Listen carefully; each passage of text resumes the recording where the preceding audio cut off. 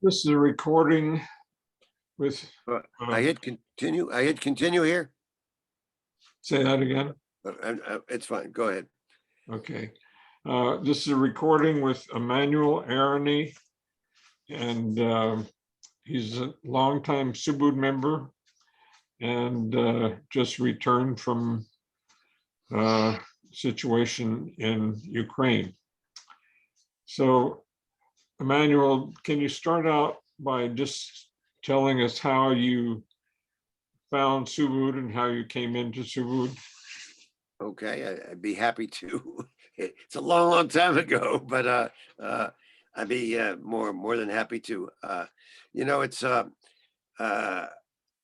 before I found Subud. I had already been seeking, and I had looked into several things, and my sister had been a big Gurdjieff follower, so I had looked into that a little bit, and but it hadn't really taken, you might say, and that kind of is a kind of springboard towards how I finally found Subud, because um, I was in New Mexico building a house with my brother-in-law for my nephew and my sister to come live in, and so we were by ourselves, and we had worked for a long time from the summer all the way until November. And by this time, it was late in November and getting dark early, and we had just finished working this one day. And that evening, there was a Gurdjieff meeting that I could have attended, and I just said, the heck with that. I'm not interested. And so we went off to have supper, and we went to this hamburger joint, Henry's Hamburgers on Cerrillos Road, the main road that connects Santa Fe and Albuquerque. And we had our meal, and afterwards I was hoping to call up this woman. Oddly enough, her name was Mrs. Peacock, and I didn't have her telephone number, and which so at the end of the meal, Wolfgang, my brother-in-law, went into the toilet to do something, and I went outside looking for a phone booth. At that time, there were phone booths. This is 1971, November. And, around, I don't know, 22nd, 23rd. Anyway, so I looked on my side of the road, and I went there and there was no phone book. And then I looked across the road and I saw what looked like a phone booth and maybe a phone book. So this is a 4-lane highway. This is 2 lanes in each direction. And there's a little tiny median strip that's about 2 feet wide and about 6 inches high. So you can just easily just walk across it. And so I looked down the highway. It's already dark. And the long and short of it is that I crossed 3 lanes. And then in the 4th lane, I felt some kind of danger. I had seen no cars at all coming for a huge distance. So when I looked and saw a pair of headlights traveling about 30, 40 miles an hour, 10 feet away from me, I was astonished. And then, boom, I was hit. The impact broke my right femur immediately, right smack in 2. And I was probably thrown, 60 or 70 feet down the road and onto the side of the road. Fortunately, I wasn't run over.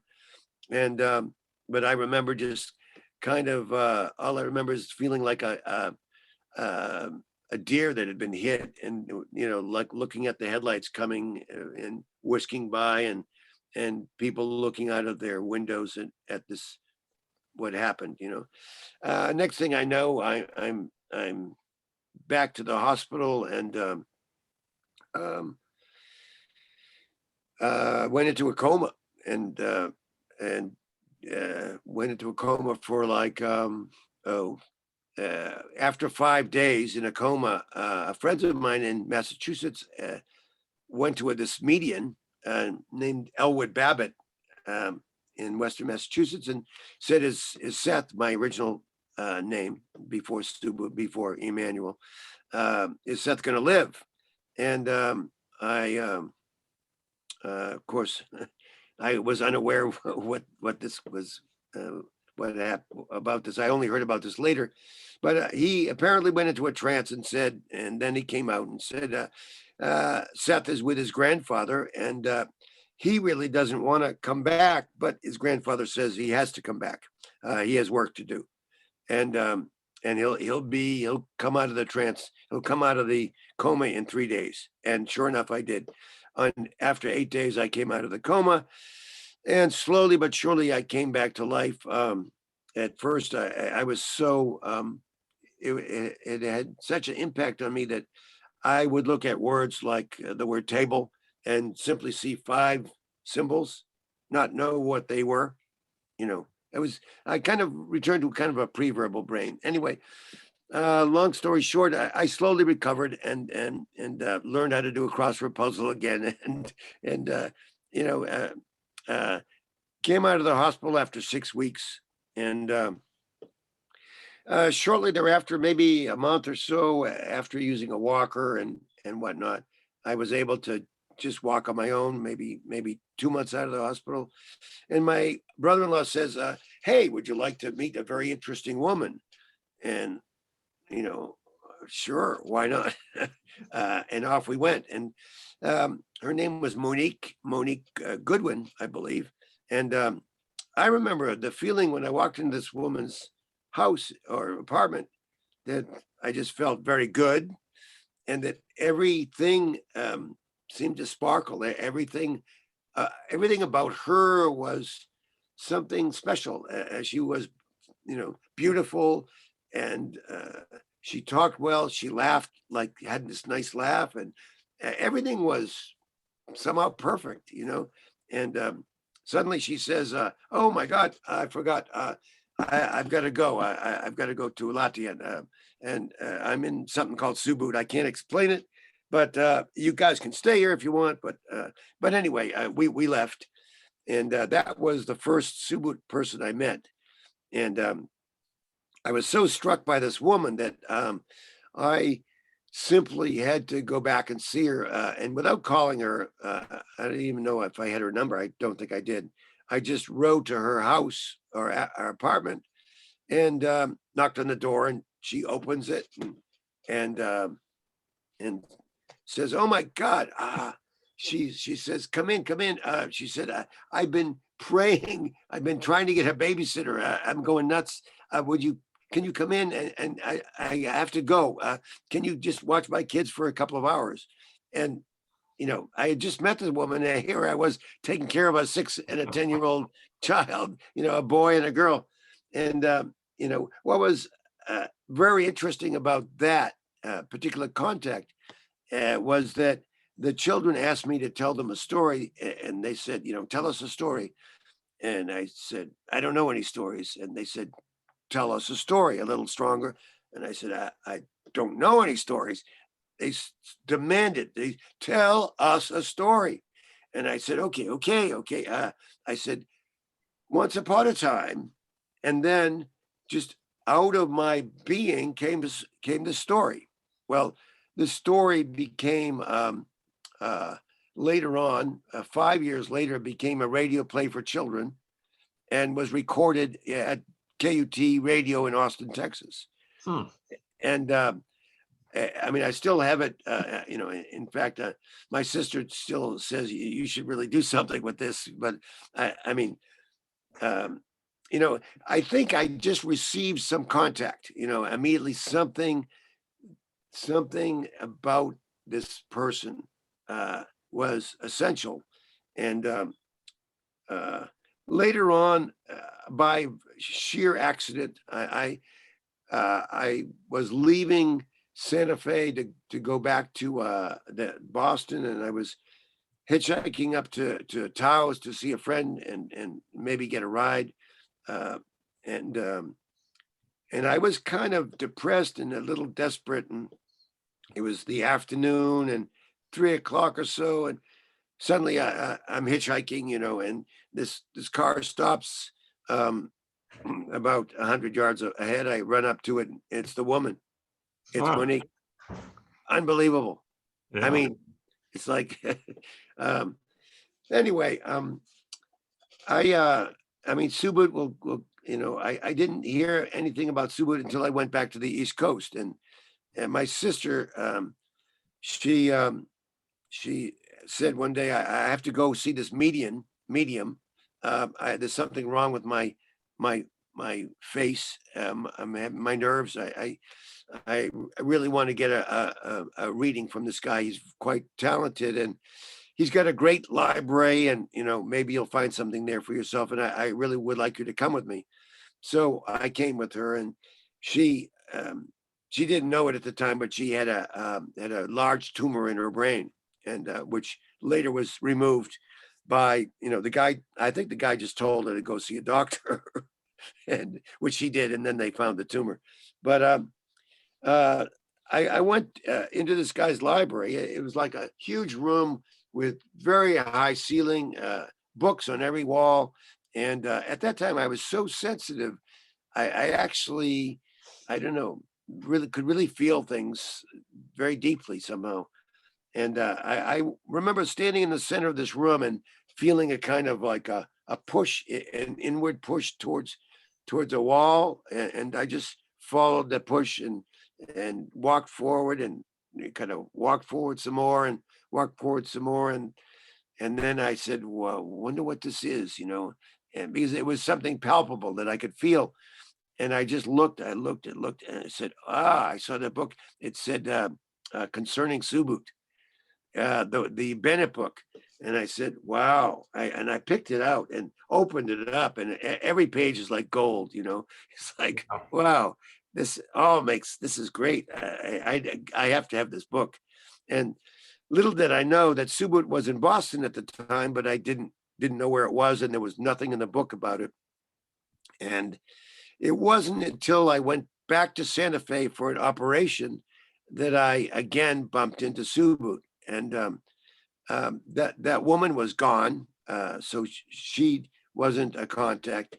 But I was living with this older woman, and I remember she was out. She was quite intriguing. She was a writer, and I really totally enjoyed uh, talking with her. And it was total fate that I even found her in the first place. But um, anyway, one day she's out, and I'm sitting in the armchair in the living room, and I look down and see a little tiny bookcase, by the side of the chair I had never seen before. And I looked, and there was a book that looked interesting. It said "The New Religions" by Jacob Needleman, Yeah. and it's a book. It mentioned Subud, and I opened the book up, and right to the page that says Subud. I mean, not like I leafed through the book. I opened the book right to the page, and it says Subud. And I close the book slowly, and I kind of look out into space, and I say, okay, God, I know you're out there, and I know you want me to find this stuff, but I'm a mere mortal. I need concrete, a concrete way to find this. So help me here. And so Muriel comes back, and I ask her if she has ever heard of Subud. And she says, "Oh yeah." She says, "I have an old friend in town. She's an old Subud member. I don't think she practices anymore, but she may have contact information." And so I call up this woman, and she says, "Oh yeah, there's a group down in Albuquerque. Here's the number. Here's the helper. Go for it." And so I called up and made an arrangement to meet them on a Friday.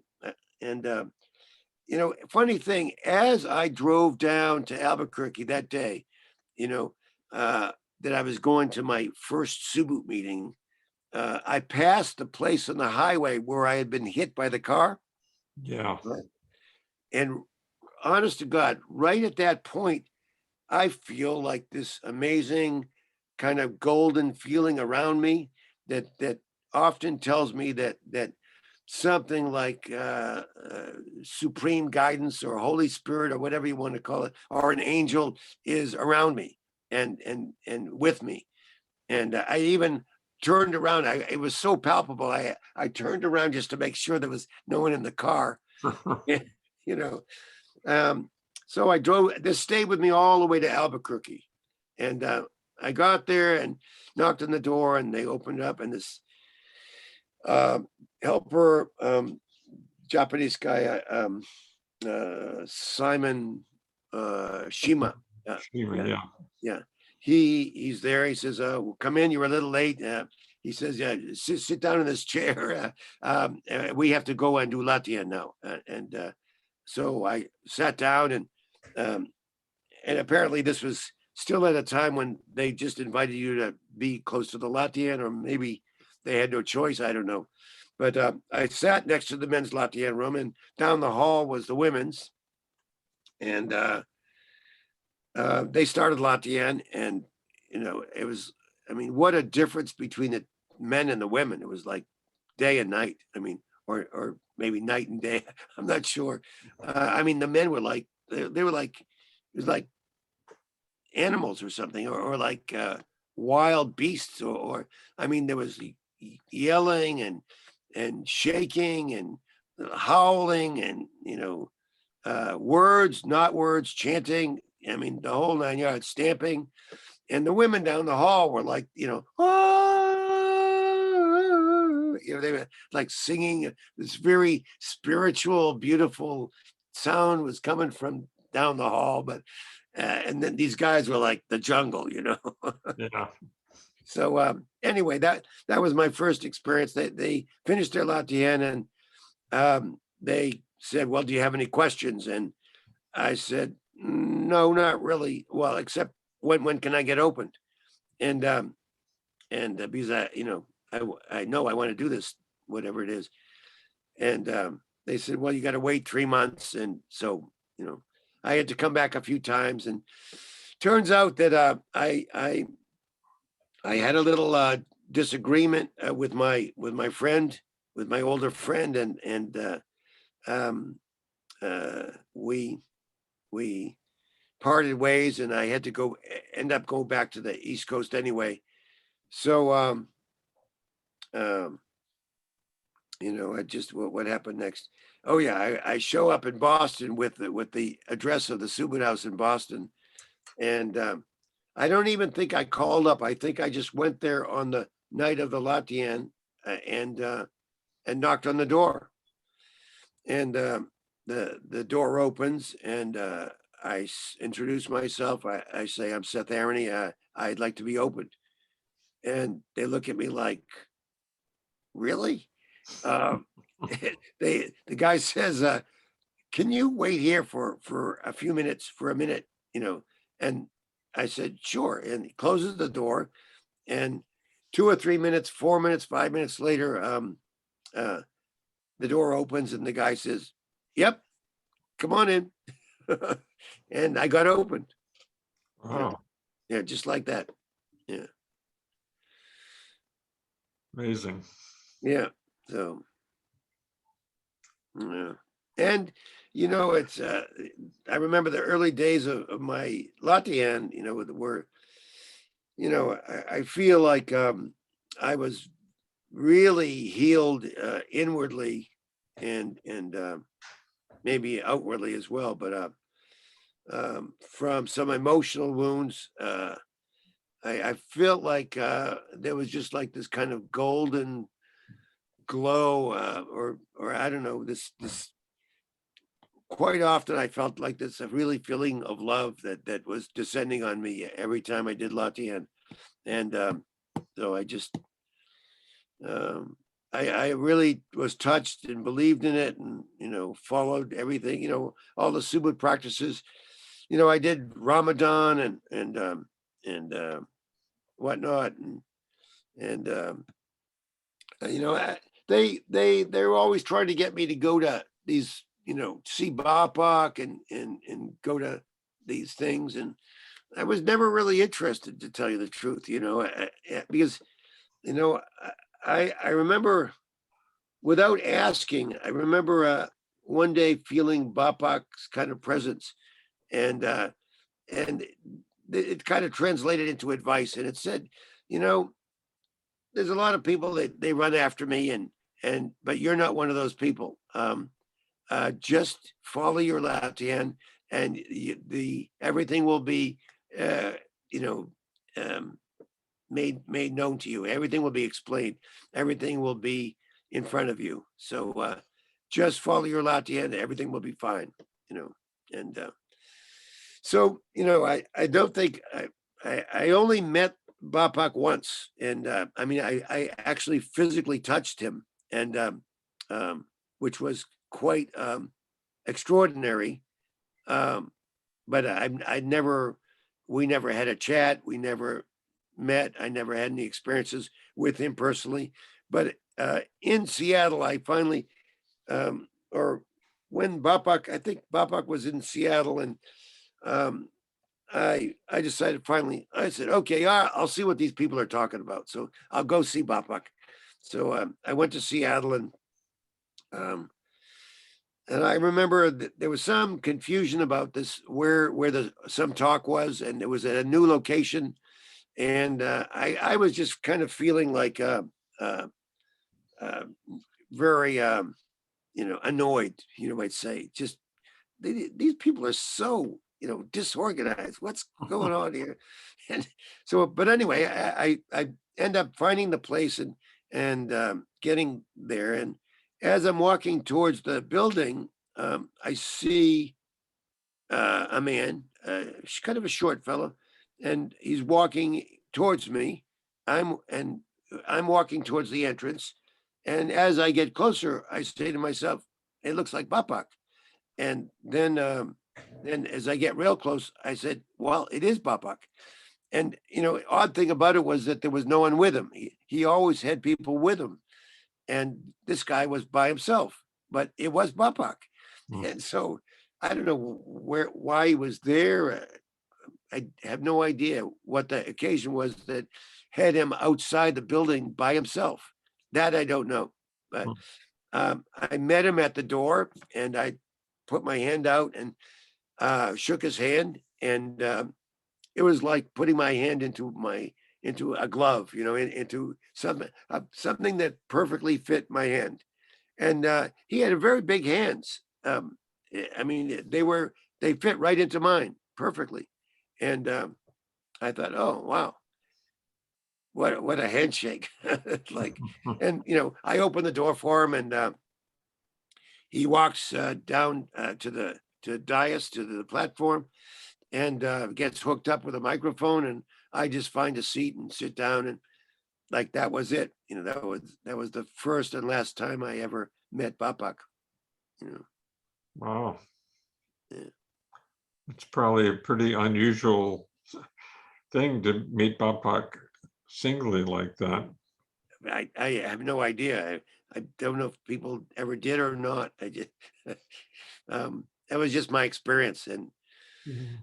you know, yeah. So, how did you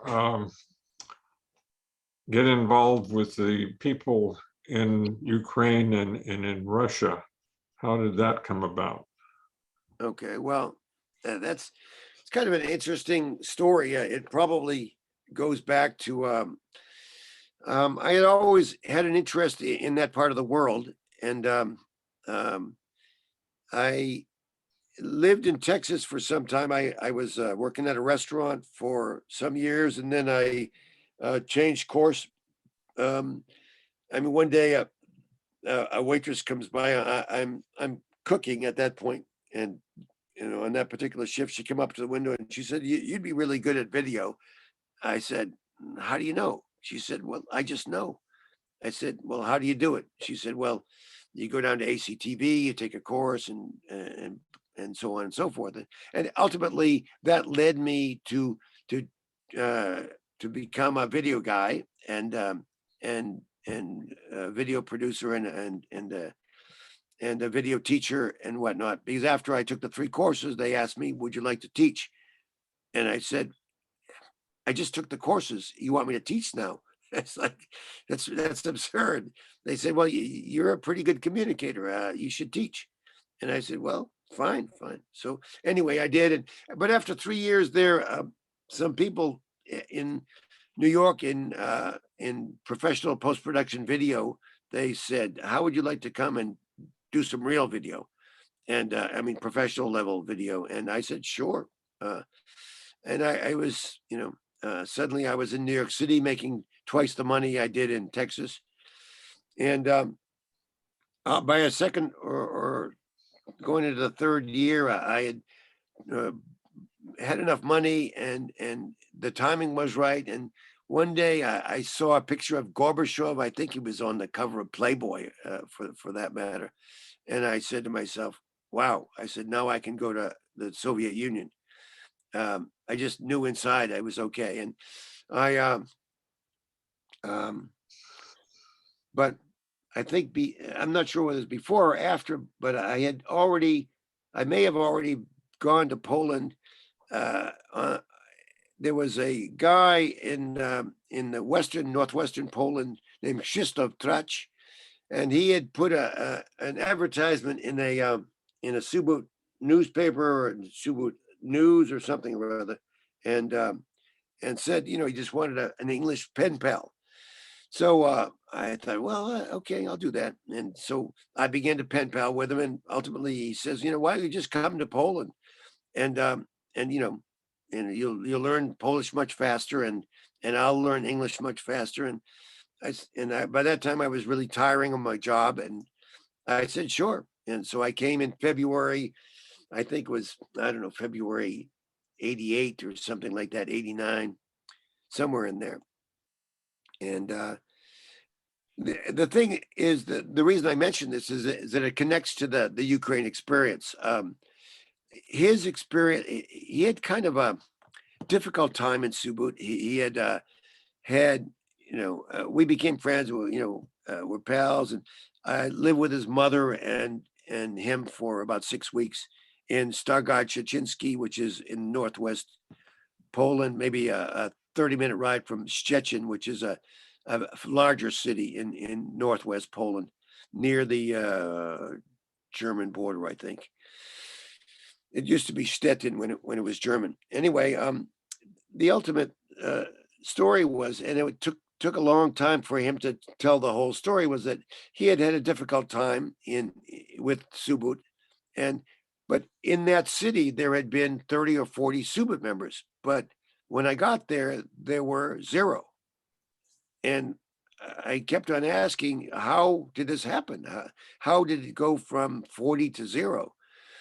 And he began to say about his experience, and how he had, I don't know, he had some personal things that he took to the helpers there, and I would say they probably mishandled it. And, which is easy to do when people are early in Subud. They may not be able to really respect privacy and confidentiality.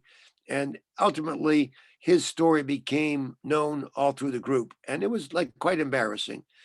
He's in a Polish Catholic country, and he's talking about homosexual fantasies that he's having. Even though he's got a girlfriend, he's got these fantasies, he's troubled by them, and ultimately that gets around the group. And the very next thing after this is that the group is raided by the secret police.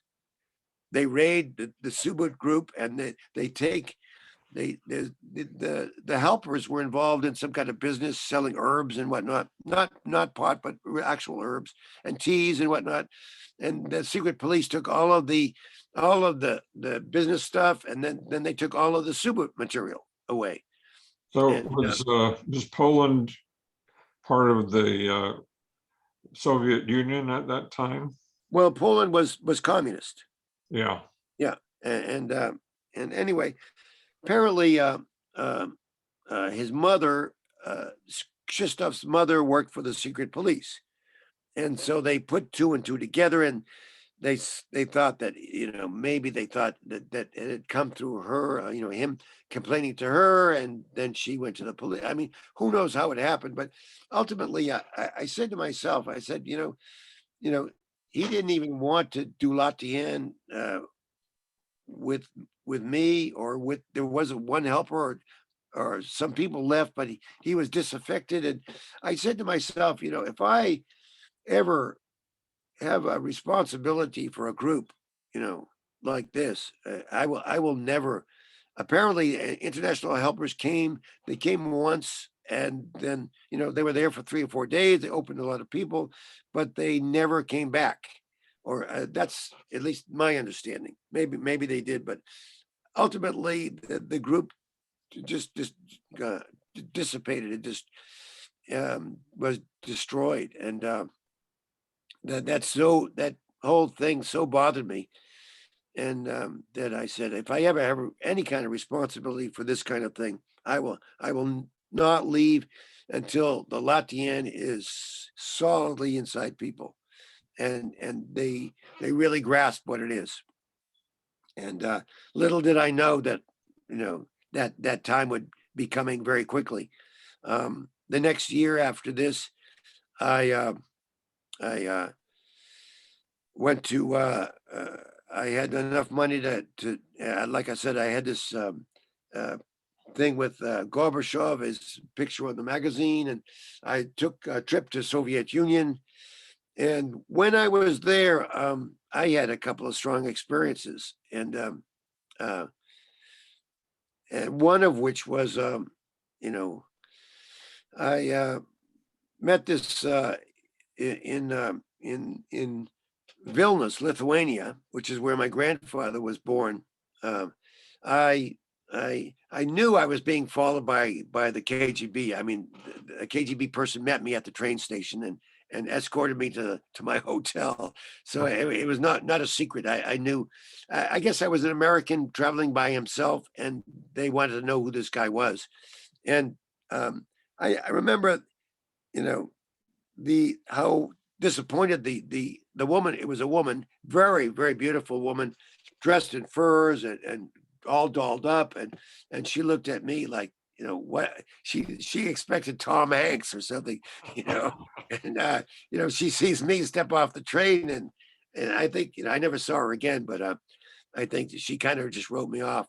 But the next day that I'm I go down to breakfast, have a cup of coffee, and then I just wander off down to the river and start wandering a bit, and meet these two guys, and they one of them offers to be my guide, and I say sure, and we cross the river, and he takes me up to this castle, and on the way up to the castle, I see this old man on the wall, sitting on the wall, and as I go by, I say to him in Russian, I say, "Молодец, молодец," good going. It means good going. You may be old, but you still got the feeling. Keep on, keeping on.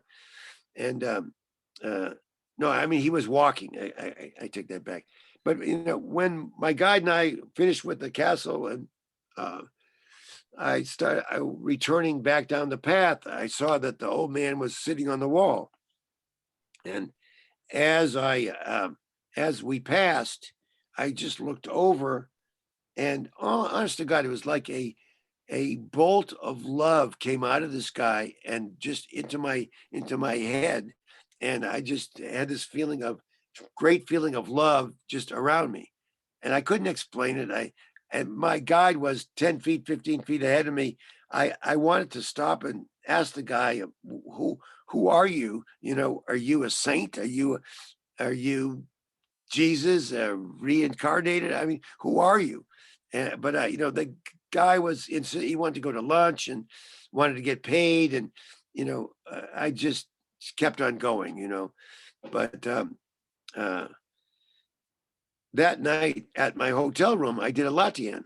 You know, and as I start getting into latihan, uh, the that same bolt of love enters my head, and it's like the old man's energy just kind of returns to me, and I suddenly feel like above me is like uh, like a sky. I see the sky above me, and I say to myself, "Oh my God, Subud's going to come here. Subud's going to come here, or Subud is already here." But and then a year or two later, in September, a friend of mine from I'm back in Texas now.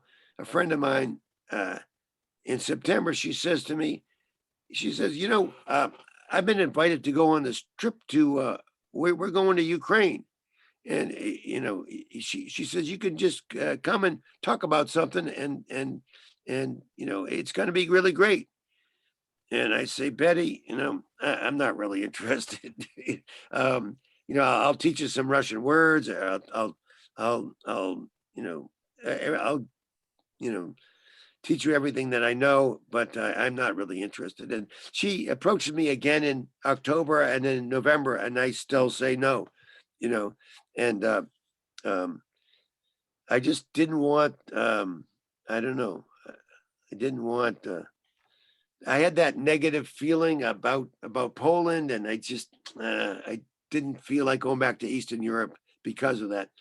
But in December, I'm in my room in Texas, and I would practice my vocabulary words that'd be pasted on the wall, and I'd be in the middle of the room, kind of dancing around the room, just kind of coming and looking at one list and then another list and another list. That's how I learned, uh, how I began to learn the language a little better. But at one point, I just feel latihan coming to me, and so I stop my studying and I go to the middle of the room and just receive latihan, and suddenly I feel like this energy just come right above me and kind of lifts me on my toes. I kind of feel this upward feeling, and then I feel this kind of a very strong glow above me, and then I hear a voice inside, and the voice says, "Go to Ukraine and talk about Subud." And I come down, I come back to myself, and I went, "Oh my God!" I mean, all this time, my friend's been asking me to come to Ukraine, and I just didn't get it. Why was I so obstinate or stubborn or stupid? And so I call her up and I say, Betty, can I still participate in that program? And she says, sure. I think there's still time. And so I said, well, what's the contact number? And she gives me a number in California. I call the number. I say, Kayla, the woman's name is Kayla. I say, Kayla, can I still participate in this program? And she says, sure, that would be great. She said, because right now there's 8 women and 1 man, and another man would be really good. What are you going to talk about? And I said, I'm going to talk about Subud. And she said, what's Subud? And I said, huh. It's a way of receiving the guidance of the one Almighty God through a kind of deep listening exercise. It's a practice. And she says, well, that sounds interesting. She says, why don't you send me a 1-page statement about it, because we're making advertisements now, and in Kiev and Cherkasy, the 2 cities that were going to be involved in this program. And I said, okay, I can do that. What's your address? And then she said, also, you need to come up with a couple of $1,000 for the whole program. And I had about $200 to my name at the moment, but I didn't worry about it. I said, that's fine. And the money just came in various ways. I saved, and um, uh, it was in May of 92. And in something like, oh God, it was like March or so, or 92, March or April of 92. This guy who had been a helper in California had died recently in Texas, and I was invited to the Salamatan. So I go to the Salamatan, and I forget his name. It may come to me. We have a Salamatan for this guy, and after the Salamatan, I'm out back, and Ruslan Moore's back there, and I know this guy from a long time, and he says, "What are you doing?" I said, "Well, I'm actually going to go to Ukraine and talk about Subud." And he said, "Oh, really?" He said, "Do you need anything?" And I said, Well, actually, and I could feel like he was just asking, do I need any money? And that's really, I mean, I only took it to mean that. And I said, well, actually, I'm short about $1,000, but I said, I said, really, you don't really, don't feel obligated. I said, he said, what? He said, what's your address? And I gave my address, and I said, Ruslan, I mean, if anything happens on this trip, I mean, what would be your dream? What would be your hope for my trip? And he said, I'll be satisfied if one person is open in Subud, and that will make me happy. And so some 5 months later, I sent him a list of 99 names of people that got opened, and and uh, and then even more were opened, and more, and so, then Sharif and Tuti came, and Rachmania, and I mean, it was quite an experience. The whole thing was quite an experience. I remember walking with Rachmania to a latihan once, and you remember who she was? Yeah, yeah. Yeah, she was international helper, and she's Sharif's mother. And anyway, we're walking down, and she pauses for a second, and I look at her, and she said, she said 50 years ago today was the last time I saw my husband alive. And I said, really? I said, wow, that's, I was kind of stunned. And, her husband died in a mysterious plane accident over Kiev. The Hungarians were unwitting allies with the Germans during the war, and were not unwitting, but they were kind of forced into collaboration with the Germans, and that's why she was there as some kind of nurse, and he was a pilot. He didn't have to be there. He was kind of a prince of some sort. So, but he loved to fly, and he wanted to be involved. So the rumor was he was shot out of the sky by the Germans, not by anybody else. But yeah, so that's one of many hundreds of little experiences. My head is and being is full of experiences since '92. It's now 30 years, and I lived there. I threw away my tickets and stayed for 11 months. And I just and there was the first national congress in Ukraine, and I remember I had a video camera there, and I videotaped the meeting of the first group of national helpers in Ukraine, and there was other people like Matthew Sullivan, and Leonard Lassalle was there, and other people, translators, and Maxwell Shorter, and all these helpers. It was really very uplifting. And after that meeting, after shooting that tape, I said, "Wow, I can leave now. I can go." They got it, and these people really got it. And I came back again in '95. I helped to translate a book on computers from Russian to English, and I lived there again in '99. And I go there. I go there usually twice a year.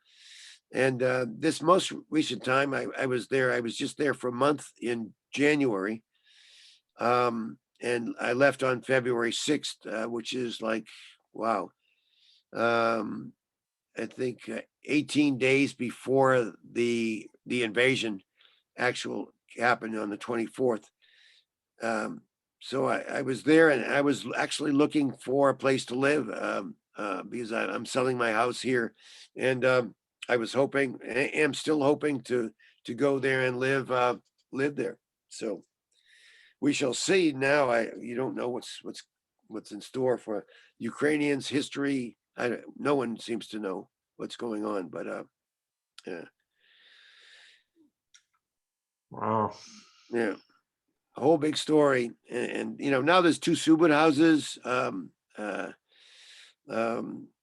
there's one in Cherkasy. It's a really, really very nice place. You know, two stories and a good basement, and you know, very nice latihan rooms, and you know, full scale place. They have a couple of places for living, and they're building a second story bedroom where someone could live permanently, and which is almost finished. And I think in all, I don't know, I would say probably 300 or 400 people came into Subud in Ukraine. Right now, I would say there might be 80 or 90 left, maybe 100 left. But I think that's fairly typical for Subud. You know, it's the Yeah. Lottie is very, you know, unless you're really touched by it, you know, you may find it easy to walk away or be distracted by something else, or not get it. Um, for me, I've always been thrilled by the Latvian. Every single Latvian, I'm ready. I'm just I look forward to it so much. You know, it's uh, how could something that's free and available not be on everybody's plate? I mean, why that what I can't understand is why isn't everyone doing this? You know, Yeah. I don't get it. I'm truly, you know, but you know, I see around me. You know, I have a couple of cousins, and they were both opened, and they both don't practice anymore. And you know, I see that the effects of you know parental training, and you know, their father was a you know kind of a socialist and hated religion, and my grandfather was actually a very religious man, but the eldest son, which is my uncle, um, the father of these two guys that eventually came into Subud, he was very anti-religious, as was his wife. Though their sons got bar mitzvahed, they were just, you know, they had no love for God or any talk about God, and you know, so Yeah. it's it's kind of, you know, you can sort of feel people's upbringing is a very potent element in where they end up spiritually. I So I have a question for you. Sure, go ahead. How did you, when you went to Ukraine, that trip, how did you actually connect with people who wanted to be in Subud, or how did that come about? Well, you know, you gave presentations, you know, so I gave presentations in Kiev and Cherkasy. Cherkasy is about 100 miles, 125 miles south of Kiev.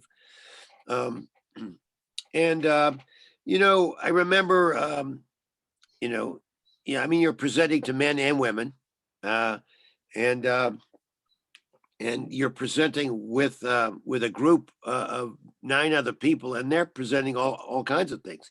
They're presenting Reiki and you know, hypnotism or hypnosis and rebirthing and meditation and street dancing. I mean, all there were 10 things in the program, including Subut. You know, so and so there was inevitably a group of people that were quite interested in Subud that came to the first meeting. And after I spoke with a translator, because my Russian at that time wasn't good enough, for the most part, wasn't good enough to really make myself understood.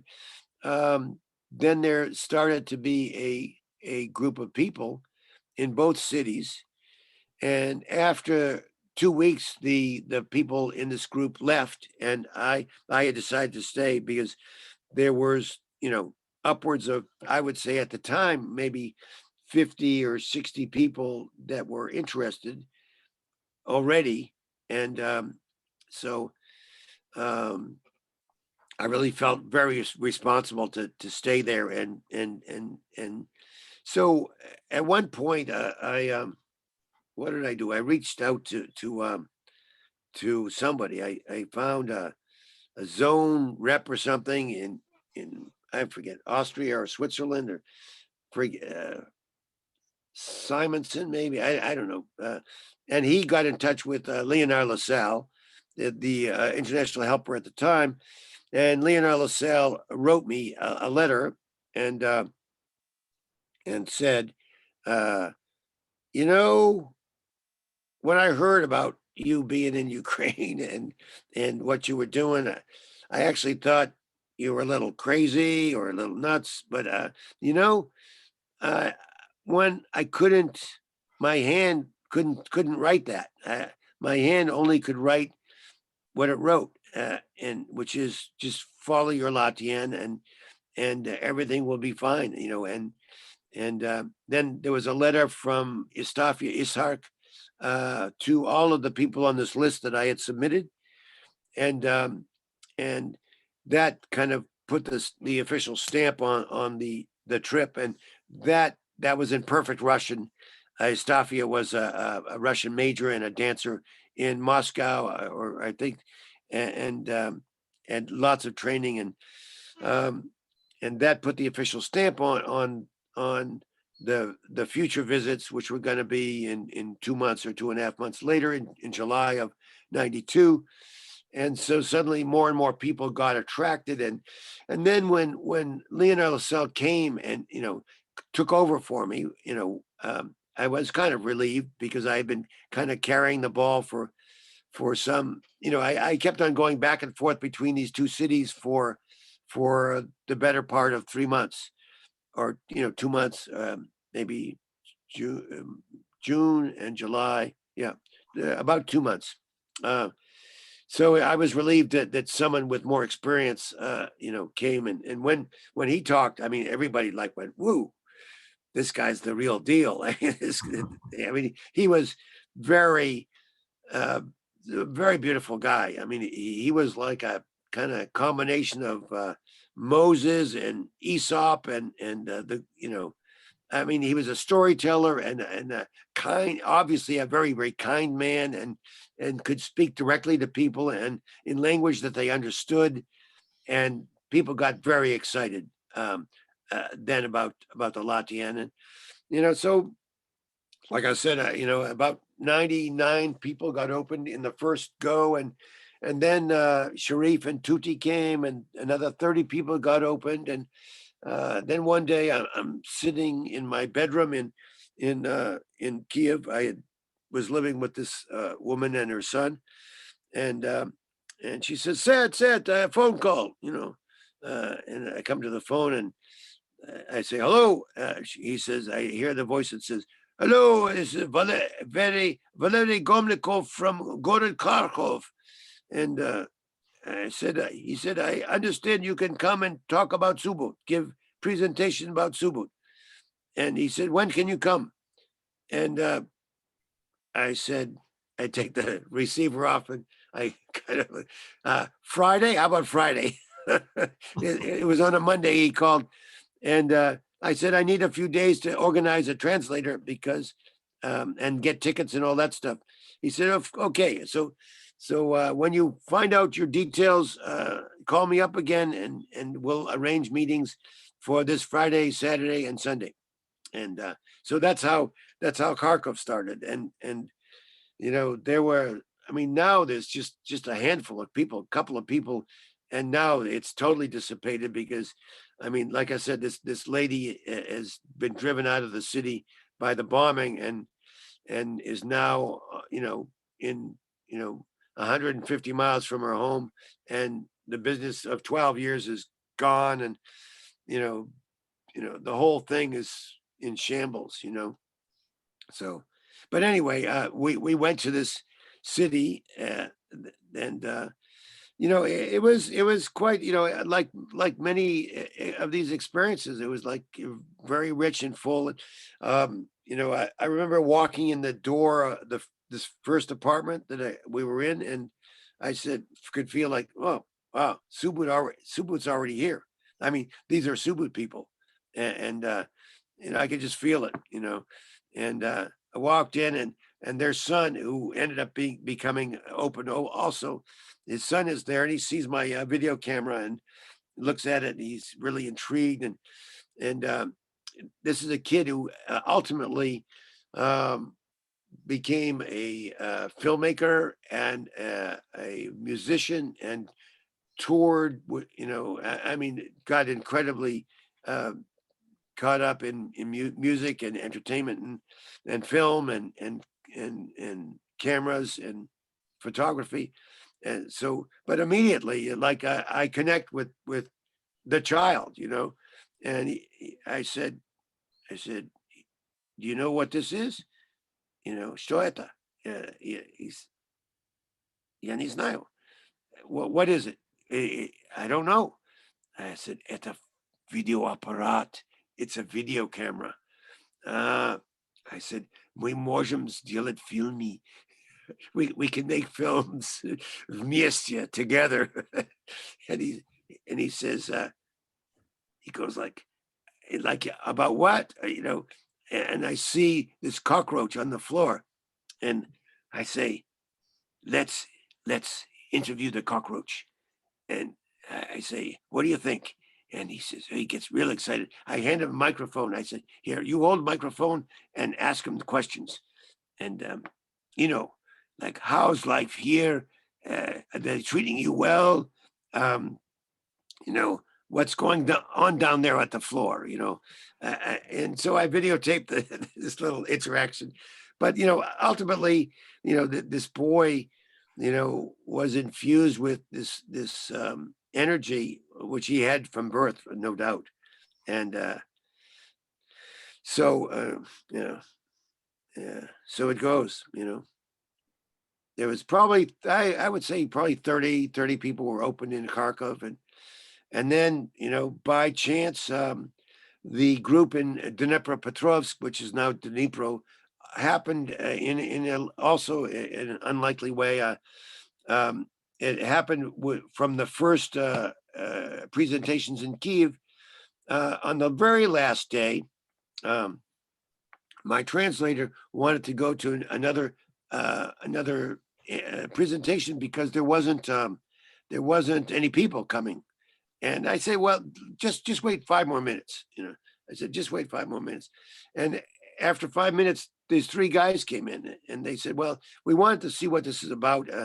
It was either meditation or this place. We know about meditation, but we wanted to see what Subud was. And one of those guys, after the presentation, in fact, said, I know a whole group of people in Dnipropetrovsk that would love this. He said, I will keep in touch with you. And eventually he did. And we went there, and the group there was even bigger than in Kharkov. It was like maybe 40 people. And they eventually got their own Subud house. I think Renata Dunn went there and helped them with financing. And so that's how Subud spread to that city. And it went to a couple of other places, but it never really, blossomed like in these 4 cities. But now who knows? Yeah. I mean, I talked to a lady today, and she just wept over the phone. I mean, she just, she said, I haven't been able to cry. She said, thank God for the call. She said, she was weeping. She said, thank you. She said, I just can't understand how this could happen. How can this one man do? He started going on about Putin, and yeah. I said, I don't know. I'm sorry. I'm also sorry about this. Very sorry. Yeah, but so these are. I mean, there's a in between here and there. There's thousands, or hundreds, or maybe thousands of little tiny experiences of life in Ukraine and in Subud, and they were so enthusiastic, and they loved to test, and I mean, so many stories and people. And then I made a trip up to Moscow, and there was even a lady from that came from Seattle. Forget her name. A German lady, and forget her name. I had to go up. Was it Lavinia Swanson? Yeah, it was. Yeah, Yeah. I had to go to Moscow and find her and bring her back to Ukraine. So that was, just another amazing experience. I couldn't get tickets to Moscow, right? So I just went down to the train station, and I knew there was a train. I said, "This is impossible. It's impossible that there's not tickets. That I can't get a ticket." And so I just went and knew that a train was coming in. It's at Moscow on the board, and I just went out on the platform, and I said, "Okay, God, what do I do here?" And my guidance was go to the first car, start there, and then work your way back. So I went to the first car, and this lady pokes her head out. A conductor pokes her head out of the door, and I ask her in Russian. I say, "You have any space up there?" I says, "I'm going to Moscow. I want to go to Moscow." And she says, "Davai, come on, come on." And she puts me in the laundry room, like, and it was so weird, because there was, she puts me, then she, at some place, she puts me, a couple of guys in there with me. And it's very odd, about way late at night. All of a sudden I wake up out of my sleep, and I just lying there, and my eyes are just looking out, and suddenly I see the top of this guy's head coming up and coming up and coming up and coming up, and with he has an intention to rob me, right, and he sees my eyes open, and he freaks out. The head just goes down slowly down, and, I'm on high alert after that. And he and his buddy got off at just after the Russian border, and yeah. So it's So what happened in Moscow? it was strange. Well, it was a meeting up there. I met a bunch of the people there. I didn't. I don't think I opened anybody. I may have opened some people, but there were already helpers there. Subud was already existing there. I actually came there to get Lavinia and bring her back to Ukraine. That was the only reason I was there. And but it was kind of fun. I had to take her passport and my own passport, of course, down to this Ovir office to get passport visa extensions or something. And the woman looks at my passport, and she says, "You're not here." I, I said, "What do you mean?" I said, I'm here." She said, "Well, there's no record in the passport." As it turns out, that they had not, they had not come into this place where I was, so they never looked at my passport, and so I had never got a visa. I never got a stamp. So I had to talk my way out of that one, Hmm. and get a visa for me or an extension for me and Lavinia for a few more days, and then we got some tickets, and I took it back to Ukraine. Yeah, she was quite an energetic woman. Yes. Yeah, quite. Well, I have no more Yeah. questions. Do Yeah. you, anything you want to add, or? Oh, oh, let me think for a moment. I mean, silence is always is most interesting. Uh, there's always you know stories pop in. I just know this, when I'm in the first year. It's August. I'm in a latihan with Sharif, and and two guys had come into the room, um, and I don't think they had been really properly prepared, or I think they were just out of nowhere. They came, and I remember, you know, just during my latihan, I kind of somehow migrated over to where Sharif was, and my eyes open, and I'd say, Sharif, just very quickly, this is during latihan. I said, there's a couple of guys here that shouldn't be here. It's like, he said, just don't worry about it. It's like, and it turns out, they just these guys just left. They never reappeared. So I don't know. Yeah, there's, like I said, there's a million stories. There's been so many beautiful meetings and people cooking and sharing and people starting enterprises and people having problems and people, either getting their feet on the ground or not having their feet on the ground. I more than once I would say to someone, I say, Bapak said there's two responsibilities in Subud. He would say, you pray to Almighty God, that's one. And then you use everything that God gave you to be on this earth. It's like, so you use all the gifts that you've been given, and that's your job. That's it. And so many times I would say to someone, I say, you got the God part really good.